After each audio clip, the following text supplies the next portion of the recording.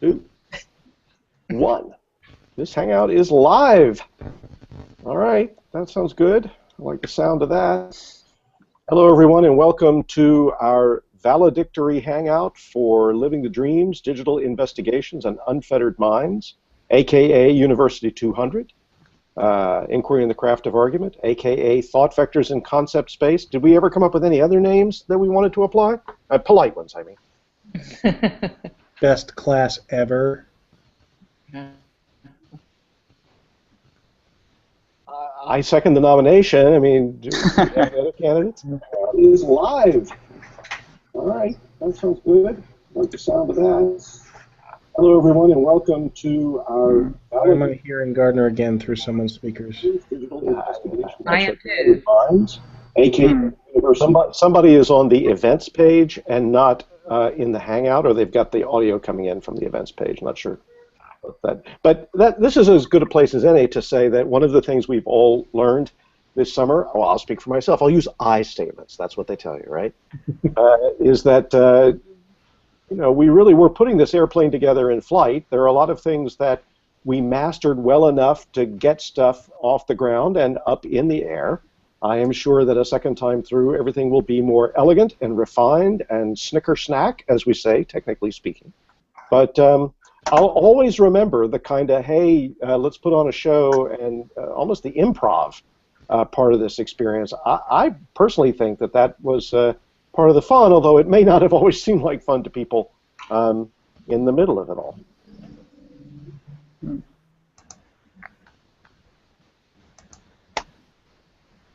Well, I've talked to a lot of students this week in conferences, and they have really their feedback to me, at least verbally, you know, in our conversations, has been really positive. They've enjoyed the. I didn't talk to them so much about the Hangouts, but I mean positive about the class itself, about the Thought Vectors site.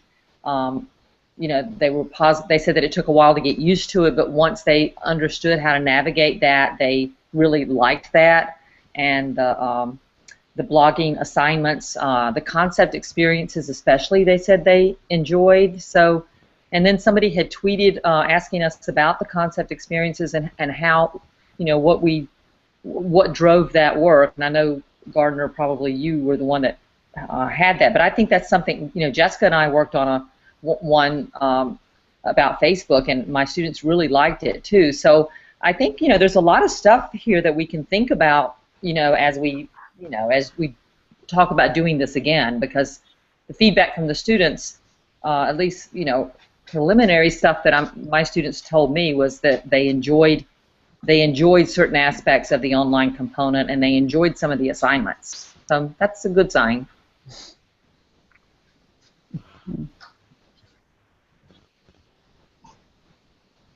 Well, I mean, I could jump in here too and say that, you know, from the educational perspective, one of the things that was most interesting to me, not only just, you know, like the task of blogging along with my students from week to week, I found that really kind of exhilarating, and it was kind of akin to, because I was taking my course notes, my sort of teaching notes, and putting them into blog posts, refashioning them for the web, and that's kind of the same thing as taking old concepts about how to, you know, teach students how to write essays and putting those into a sort of webby environment as well. So I myself very much enjoyed blogging along with my students, and I was also, you know, just fascinated to see the sorts of products and projects that they were coming up with. That was not, I'm not saying I wasn't expecting them to be awesome, but they were so varied and, you know, eclectic. There's probably no way to expect what students would come up with if they were, you know, put into this sort of, you know, digital environment. And so it's closed. It was really interesting. We thought it would be. We didn't know what it would look like. I didn't, at least. And I was delighted and fascinated by what my students came up with. Yeah. Oh, sorry. Go ahead, Jessica. Yeah. Okay, real quick. So I was thinking something similar to what Jason said just a little while ago, and I was thinking, I mean, about what you know, has interested me the most about this experience. And there's so many things, but one thing that stands out to me is just the way that I felt surprised so much by the things I've seen students do, which is something that I don't always have the pleasure of experiencing. Because, I mean, after you teach the same class for a long time, things certainly still surprise you, but you grow to expect a lot of the, the day-to-day type work that you see and the day-to-day interaction. And so it's been such a pleasant surprise to not know what I'm looking for before I look for it, and just to go and just have no idea what I'm going to see and be so impressed. With the student work. So I've really enjoyed that aspect of it.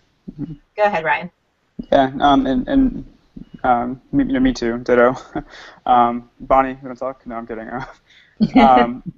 I think that what's great about this experience is that in typical UNIV 200, I mean, things form organically, right? So we have initial inquiries and they become much larger projects, but what's been fascinating and really neat to see is the kind of skills that have happened on the web and fostered on the web because of the nature of the projects. I mean, a lot of students at the beginning of the course voice their concerns about not being tech savvy enough to be a part of it, but if that's the case, then they're faking it really well now. Because everything has been, I mean, really surprising and awesome. So to see these things come to fruition, but also work in tandem with the things that would naturally grow from initial inquiries in general, has been really exhilarating. I echo what Jessica said too. It has been fun for me to be surprised. I think that's kind of at the heart of it, and I think students sometimes have been surprised at what they've produced. Because the assignments have been open-ended enough at times for them to sort of take it in lots of different directions. So that's been really fun, and I think too that. I told students, if we didn't have a lot of time for them to work on their platform, so I suggested just, create another Rampages site if you'd like to. That would be the easiest option. None of them are doing that. They're all taking, oh, I don't want to do that. I'm doing a Weebly, or I'm doing wiki spaces. I don't want any hand holding. I mean, it was just funny that they were, I gave them the easy option. And they all wanted to go off and learn how to, work with another website. And one of the students I talked to yesterday said he had just spent forever trying to figure out how to work with some widget or something on the template that he wanted on his site. So, I mean, their investment, that was not certainly something that I told them they had to do.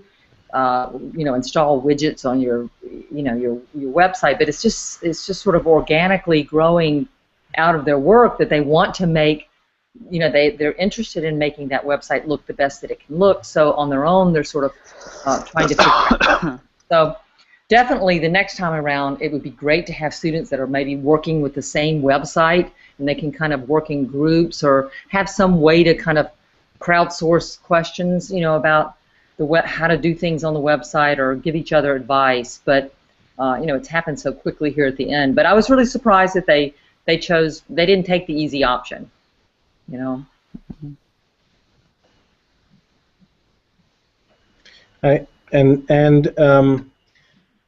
Took options despite what my suggestions, and proved me wrong in at least one case. So. Really?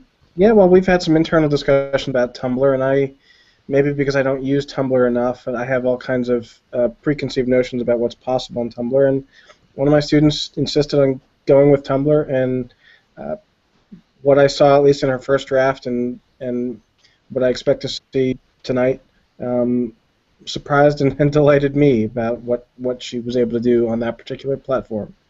So kudos for her stick-to-itiveness. Yep. But no kudos to Tumblr. That's all the student. I might come around to Tumblr just yet. We'll see. Yeah, you guys are always hating on Tumblr. It's an easy target. So Tom, you've done a lot of work behind the scenes. And we see you in profile now. I don't know if you know that you're actually, if you were on the news, they would have a red light on the other camera. Not the one you're looking at. There you go. So, how about some of that behind-the-scenes perspective? Tom Woodward, you were obviously a huge part of this effort's success in every dimension. So be happy to hear from you. Well, I think it was all in all really interesting to see how it came together, and I continue to kind of check in. I don't know if anyone else does on a regular basis. I do. To look at the way conversations are occurring in terms of the Twitter visualization stuff that Martin Hoxsey enabled us to do, and that's something that's been really interesting. And I think in the future, when I'm probably better at looking forward. Like, I find it hard to sit here and go like, well, yeah, these are all the things that work, despite all the beautiful things. I'm like, oh, I see these isolated people on Twitter that I should have connected to this other person. And if only I'd have been able to keep in my head, the content of more people, and trying to think down the road about how we're going to make that work in the future so that, this person is connected with this person either through their own machinations or through things that we can support in terms of the technology. But I mean, y'all have done really all the hard work, and Alan certainly has been absolutely instrumental in making all this work. It's been really fun to watch. So I've enjoyed it, and I think the students have too, from what I've seen. And I think little elements, I hope, played a role, playing the GIFs right off the bat when they signed up for things. Like, it was fun then to see that echoed immediately in the student posts. So, it's been a lot of fun for me. Mm. Alan, are you on the line? I see your dog head there. I heart your dog head, but don't know if you're actually. Are you somewhere you can hear us and speak to us? Oh, Alan? I feel like I'm invoking the tutelary spirit. Yeah. Well, we actually had somebody add their blog to the mix like 2 or 3 days ago, an open participant. So it is interesting to see the course is not, it doesn't have to die, and it is not dying, and more people are still joining in, even when the course is almost over. So that's been interesting. I want to do some stuff on the data visualization and say, like, here's kind of our groundswell of sign-ups, but notice, the long tail keeps churning along. So, and we'll have the ability to look at all this in a million different ways. And I think that's kind of exciting, too, as part of our reflection, what worked, what didn't work, or what could be better. We have just a vast amount of data to look through. So anything you want to know, we should talk. And in fact, I will be working with Laura Gogia, who will probably be able to make a dissertation out of this from all of those data we collected, not just the Twitter data, but behind the scenes of Rampages, lots of data were being connected. And so it'll be interesting to see what kind of connections were made, which students were commenting on which students' posts. Were they able to kind of get beyond their sections? Were they able to connect based on topics that they were interested in? There's a lot of stuff a lot of data that were being collected unobtrusively that will help us better understand the experience of the students and the overall kind of connections that were made throughout the course. Will we be able to see that data? If it's in her dissertation, sure. Well, I know as I churn through stuff, I'll put it up publicly. Okay, good. Where y'all can get to it. Okay, Anonymous in terms of the student interactions, but publicly viewable. And if you have like stuff you want to know or see, throw me some questions. I'll see if I can't find the stuff to get them answered. Tom, it occurs to me that our students probably don't have or may not have all that much experience with classes, online classes that continue after the term that they're in. Is there any way that you could tell them a little bit about other such endeavors and how people have continued interacting with each other?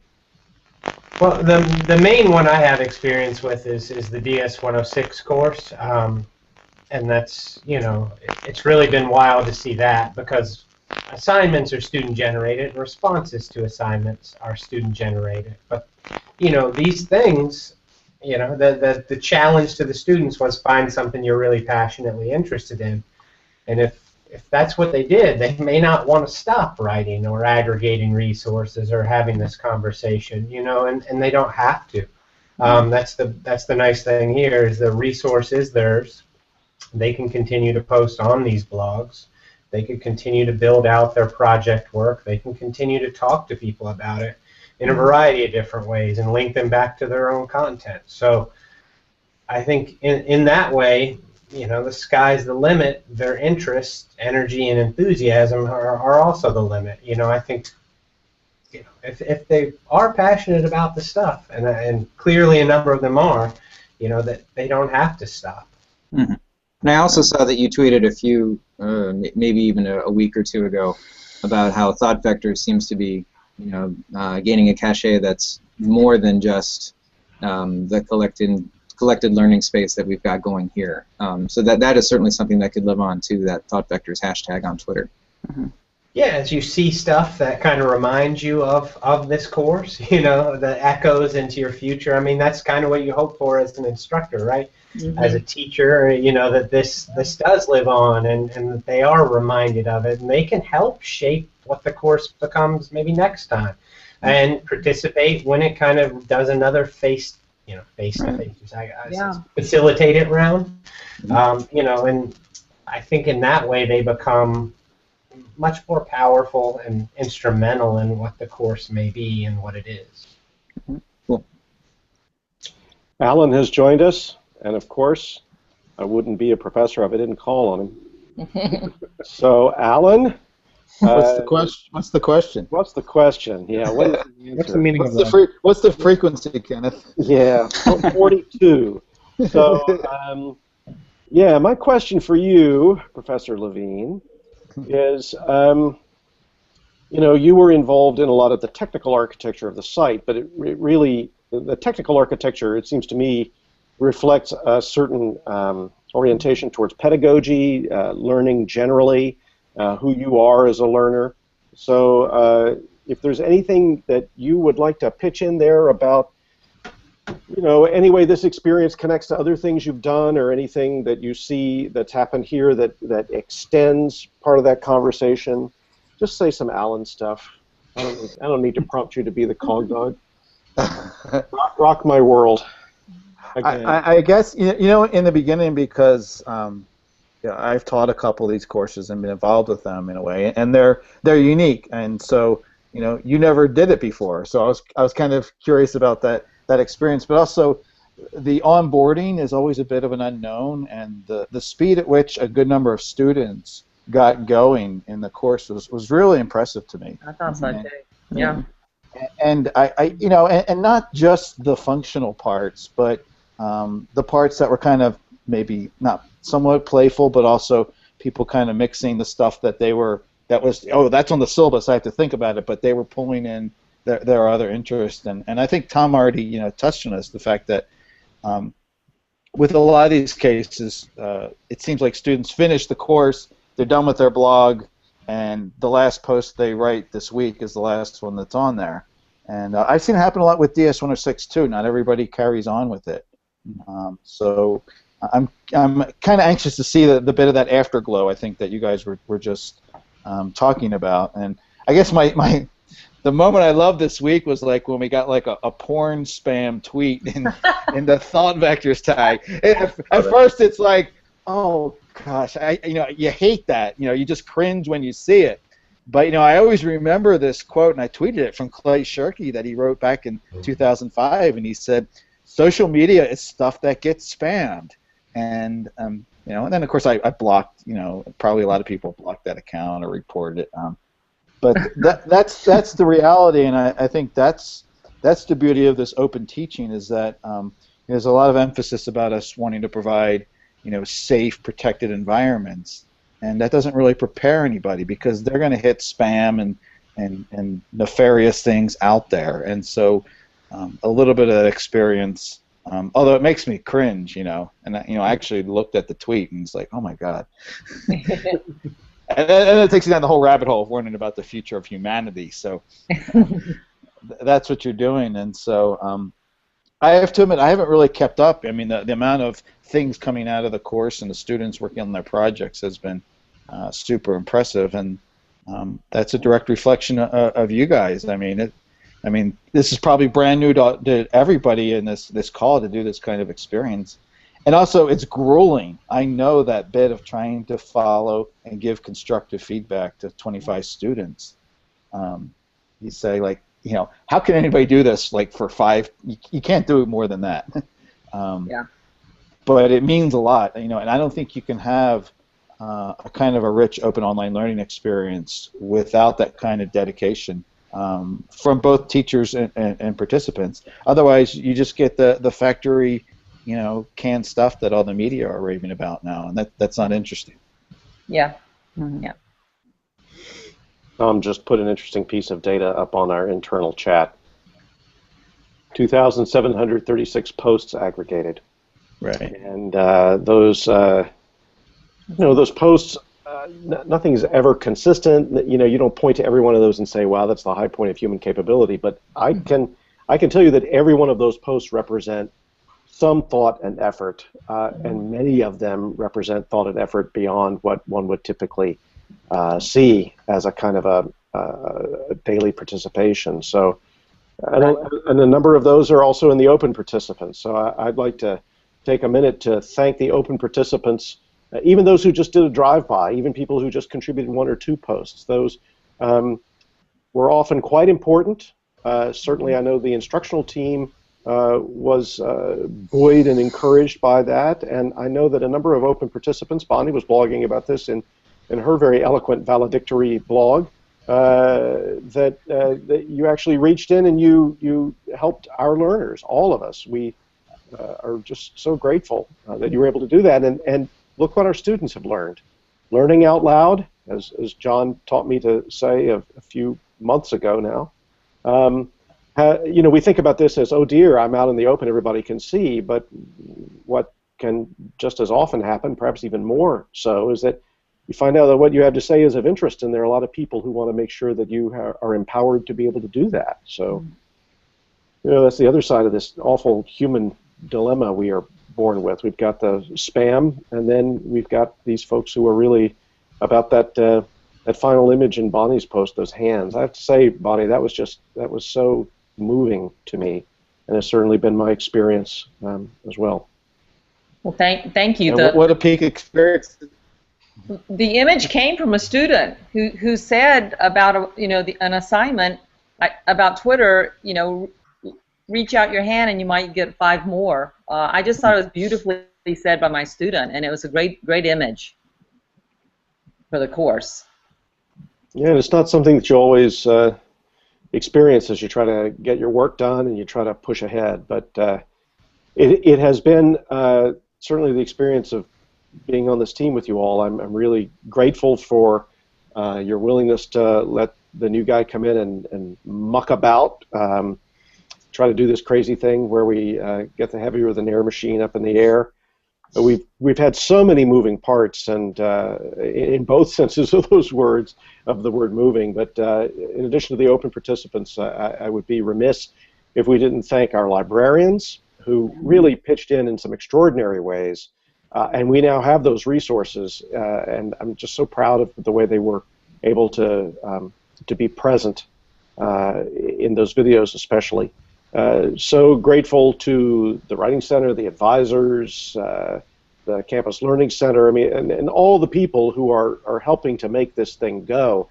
Patty Strong, who was in on these conversations from the get-go and was sufficiently intrigued by the effort and the idea that she contributed her leadership to the effort in ways that I'm very grateful for, and I know that she wasn't able to be with us today, but we all feel very thank you, Patty. So really appreciate that. Really appreciate Molly and all the work she has done behind the scenes. Not forgetting the straw man video. Enoch blogging periodically, putting us in, you know, sunrise and noon and beautiful sunsets, and so he's really been crafting a narrative that we can go back and look at. I mean, just as Tom said, there's so much to reflect on here.